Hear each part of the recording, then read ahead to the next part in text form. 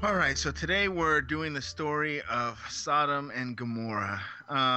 It's one that you typically people will bring up when they see evil, or sometimes they'll say Las Vegas. I guess my favorite vacation spot is compared to Sodom and Gomorrah. Sodom is where we got the word sodomy. Just that's where it came from that story.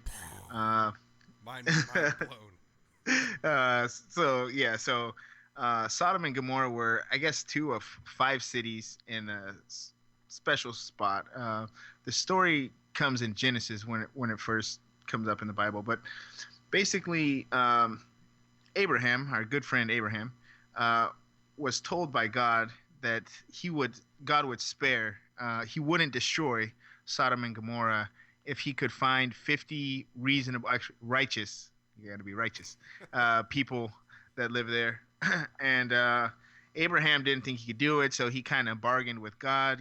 Back then, God was into making deals, I guess, before he destroyed everybody. Oh, he's like Trump. Um, so they got it down to 10. If he could find 10 good people, then God wouldn't destroy Sodom and Gomorrah. So he sent two men to judge. These two men were staying with Lot, who was Abraham's cousin. Well, no, these two men were actually angels, right? Oh yeah, yeah, you're right. Yeah, sorry, I forgot. Two male angels. Actually, every Two male. picture of an angel I've ever seen, it doesn't have genitalia, so just angels, I guess. Angels with facial hair. Yeah, in the story it says men. Like they came as men. So yeah, they I guess male angels.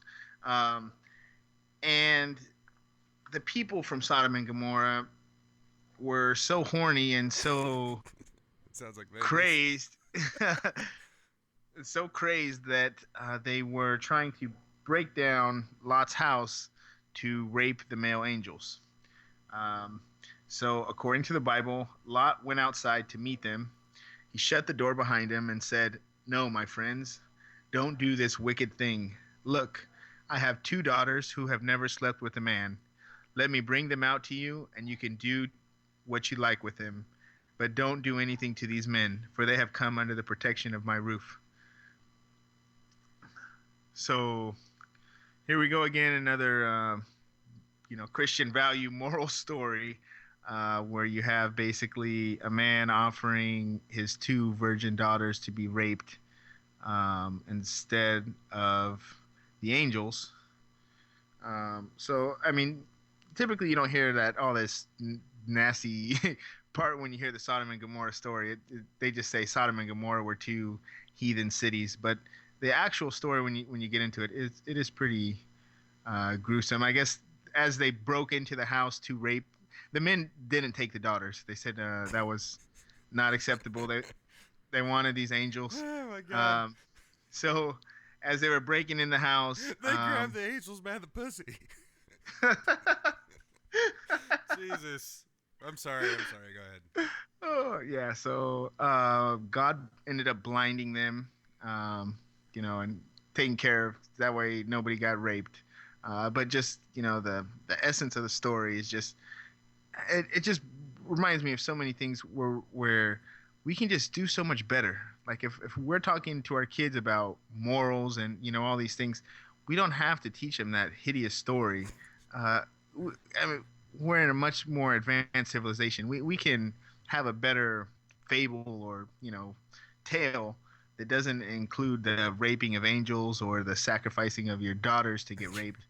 I think uh, the main issue with this. I mean, of course, you know, sacrificing your daughters. I mean, I don't see any reason to elaborate on that. It is what it is. It's terrible and it's a horrible story.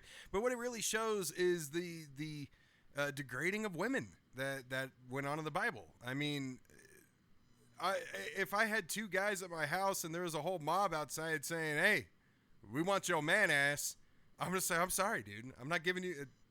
Like you gotta go. You gotta go take that shit outside. Something.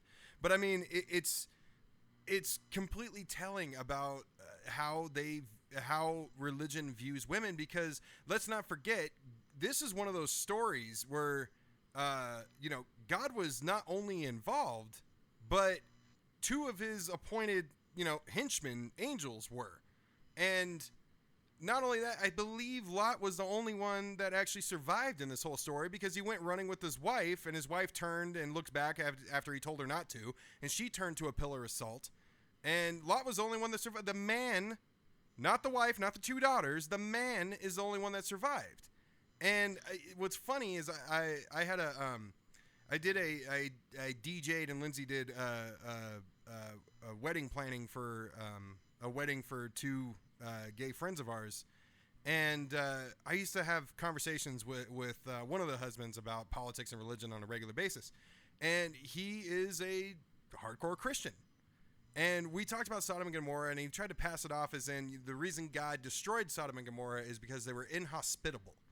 They weren't kind to newcomers and to their neighbors and shit like that, and it had nothing to do with gay sex. And my point is what does it matter? Well, it sounds like it was a double whammy, right? They wanted to rape the men that they met. So that's terrible. But yeah, there's Sodom and Gomorrah. Jesus, so terrible. Take my daughters, please. Yeah, and I think I just got the children's book of that. I'm gonna go read it to my kids right now. After.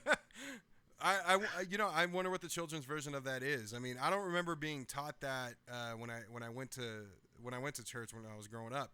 I don't remember them ever talking about Sodom and Gomorrah. I heard about gays a lot, but they mainly quoted Leviticus, the famous "Man shall not lay with man" quote, rather than Sodom and Gomorrah. But yeah. Anyway, probably because they probably know how batshit crazy it is. They don't want to have to defend it. Hey, they still taught me Noah's Ark, and we went over that last week.